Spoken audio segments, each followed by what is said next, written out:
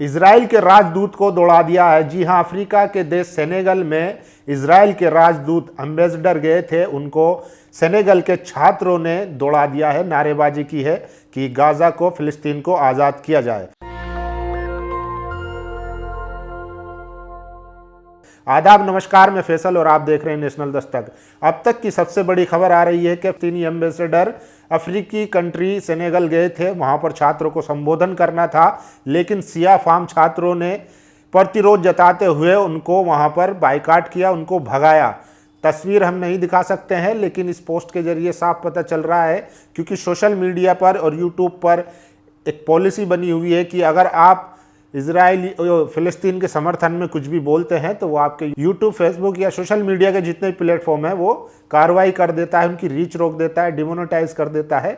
तो इस तरीके से पूरी जो पश्चिमी लॉबी है वो कहीं ना कहीं जो फिलिस्तीन के हक में आवाज़ उठती है उसको दबाने की कोशिश करती है। तो इसलिए वीडियो नहीं दिखा सकते हैं। इस पोस्ट के जरिए, स्क्रीनशॉट के जरिए आप देख सकते हैं कि इजराइल के एम्बेसडर जो सेनेगल गए थे अफ्रीकी कंट्री में, वहाँ पर छात्रों ने विरोध किया और विरोध इतना ज़बरदस्त किया कि उनको वहाँ से दुम दबाकर भागना पड़ा।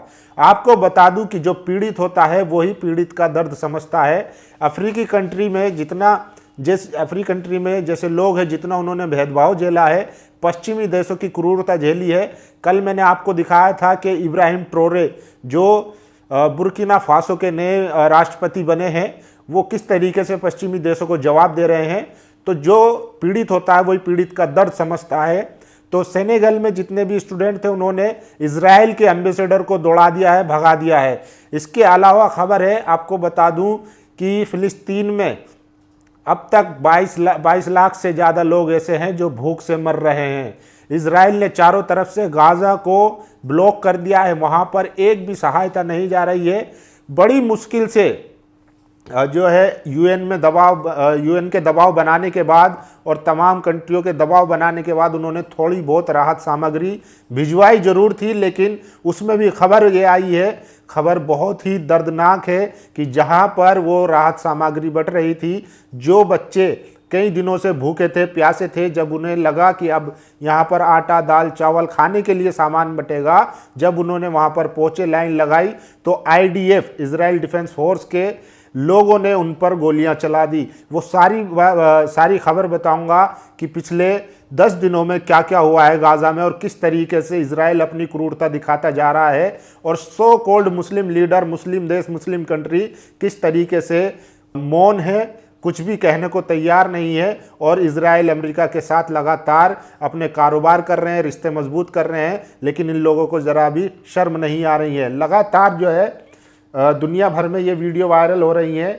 देखिए, आपको बता दूं कि हमास के जो प्रवक्ता हैं अबू उबैदा, उन्होंने कहा था कि अमेरिकी जो राहत सामग्री, जो हेल्थ कैंप बने हुए हैं वहाँ पर, हेल्प कैंप जो यूएन या अमेरिका के हेल्प कैंप है जो गाजा में मदद कर रहे हैं, उन्होंने कहा था दरअसल ये इजराइल IDF के ठिकाने हैं जहाँ से निहत्ते गाजा फिलिस्तीनियों पर गोलियाँ चलाई जाती है। और वो बात जो है अब सच हुई है, जब वहाँ पर खाना लेने गए गाजा के लोग तो उन पर गोलियां चला दी गई है।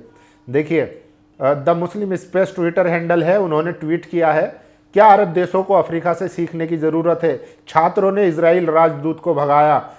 पश्चिम अफ्रीका के सेनेगल में इजराइल के नवनियुक्त राजदूत देश के विश्वविद्यालय में भाषण देने वाले थे, तभी छात्रों ने उन्हें घेर लिया और फिलिस्तीन को आज़ाद करो के नारे लगाए। तो आप देख सकते हैं जिसकी मैं बात कर रहा हूँ, एम्बेसडर जो थे, जो राजदूत थे इजराइल के सेनेगल में, उनको भागना पड़ा।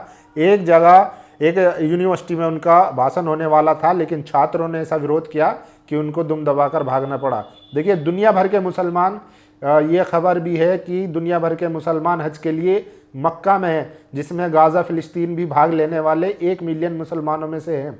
गाजा में अभी भी अपने परिवारों से अलग रहने वाले कई लोगों का कहना है कि जब तक इजराइल नरसंहार जारी रखेगा तब तक शांति महसूस नहीं की जाएगी। मिडिल ईस्ट आई की ये रिपोर्ट है, जिसमें जो फिलिस्तीनी है वो अपनी दर्द बयां कर रहे हैं कि जब तक इजराइल नरसंहार, जेनोसाइड को नहीं रोकता, शांति नहीं हो सकती। और ये बच्चा देखिए, इस बच्चे की जो तकरीर है, जो स्पीच है, जो भाषण दे रहा है, इसका दर्द आप फील कर सकते हैं। देखिए लिखा, इजराइल सहायता हमले में फिलिस्तीनी लड़के ने अपनी मां को खो दिया।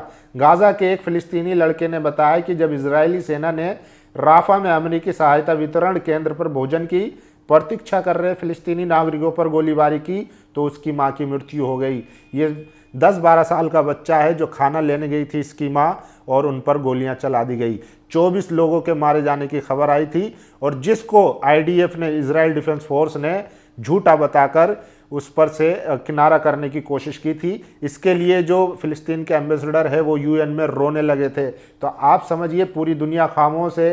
एक तरफ लोगों का जेनोसाइड किया जा रहा है, बच्चे, औरतें, महिलाएं, सबको मारा जा रहा है, लेकिन इजराइल पर कोई पाबंदी लगाने वाला नहीं है। आपको याद होगा, अरब स्प्रिंग के नाम पे लीबिया में, इराक में, सीरिया में, हर जगह पर जो है पश्चिमी देशों ने अपने वहाँ पर जो है पपेट बिठा दिए थे, उनको बर्बाद कर दिया, तबाह कर दिया, सिर्फ डेमोक्रेसी और मानवता और इन्हीं के नाम पे। देखिए गाजा में अमेरिकी सहायता स्थल ढह गया। हजारों भूखे फिलिस्तीनियों ने 3 महीने तक इजराइल द्वारा लगाए गए भूखमरी के बाद खाना पाने की कोशिश की। गाजा में बच्चे भूख से मर रहे हैं। युद्ध के हथियार के रूप में भूखमरी का उपयोग करना अंतर्राष्ट्रीय कानून का उल्लंघन है। सुनिए, देखिए, अंतर्राष्ट्रीय कानून जो बने हुए हैं उसकी भी पासदारी नहीं करता इजराइल, लेकिन ना उस पर कोई सैंक्शन लगता है, ना उसको कोई घेरता है। वो अपनी मनमानी कर रहा है और लोगों को भूखा मरने के लिए मजबूर कर दिया गया है। चारों तरफ से किलाबंदी कर रखी है इजराइल में। तो देखिए, और ये आखिरी पोस्ट है, वसीम अकरम त्यागी ने लिखा है, फिलिस्तीन के राफा में आम फिलिस्तीनी राहत सामग्री लेने के लिए इकट्ठा हुए थे, लेकिन इसी दौरान जायनिस्ट आतंकी संगठन आईडीएफ ने हमला कर दिया। रॉयटर की रिपोर्ट के मुताबिक इस हमले में 24 फिलिस्तीनी शहीद हुए हैं, लेकिन बेगैरत आतंकी आईडीएफ इन खबरों को झूठा बता रहा था। फिर दोहराता हूं, जो किसी भी तरह से इजराइल के साथ है वो आतंकवाद के साथ है, वो मानवता के खिलाफ है। तो आप अंदाजा लगा सकते हैं कि इजराइल कितना क्रूर है कि वो भूखे प्यासे बच्चों को भी नहीं बख्श रहा है। वो अगर खाना लेने जा रहे हैं, पूरी प्लानिंग के तहत चीज़ें हो रही है, अगर वो खाना लेने जाते हैं तो उनको मार दिया जाता है। आप समझिए, हमास के जो प्रवक्ता हैं अबू उबैदा, उन्होंने कहा था कि जो ये राहत सामग्री के जो राहत कैंप लगे हुए हैं, दरअसल ये आईडीएफ के ही जाल बिछाए हुए हैं। तो सोचिए किस तरीके से प्लानिंग की जाती है कि हम आपको जो है चारों तरफ से ब्लॉक कर देंगे, खाना पानी कुछ आपको नहीं पहुंचने देंगे। अगर आप सरवाइव करते हैं, अगर आप थोड़ी भी फाइट करते हैं, तो फिर आपको ऐसे जाल में फंसाया जाएगा। आपके लिए कैंप लगाए जाएंगे कि खाना आपको सहायता दी जा रही है, लेकिन जब आप वहां पहुंचेंगे तो आपके ऊपर गोलियां बरसा दी जाएगी। तो कितना क्रूर है इजराइल, इस बात से आप अंदाज़ा लगा सकते हैं। बाकी इस वीडियो पर आपकी क्या राय है, आप अपनी राय जरूर दीजिए। शुक्रिया। नेशनल दस्तक की आपसे गुजारिश है कि अगर इसको बचाना चाहते हैं तो नेशनल दस्तक को सब्सक्राइब करने के लिए रेड कलर के सब्सक्राइब बटन को दबाएं, फिर बेल आइकन की घंटी दबाएं। नेशनल दस्तक को बचाने के लिए बहुत जरूरी है कि हर खबर को शेयर करें, लाइक करें, कमेंट जरूर करें।